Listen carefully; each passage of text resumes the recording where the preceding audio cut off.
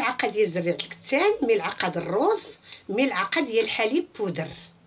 راه كتعرفوا زريعه الكتان شنو كدير؟ عرفتي كتحيد لك الترهلات الوجه، شد البشره، عندك شي بقع داكنه كتحيد، تصبغات.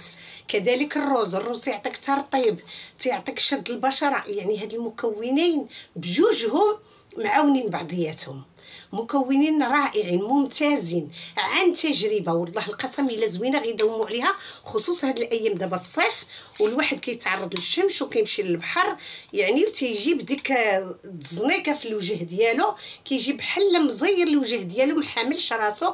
غير دخلي ضربي ليا واحد الفورماجه للوجه ديالك وديريها على شكل كوماج، وديريها حركه دائريه للوجه ديالك، صافي غسلي وجهك وخدي طبقي ليا هاد الوصفه وتشوفي النتيجه روعه. من اول استعمال كتعطيك واحد النضاره وواحد الاشراقه للوجه ديالك.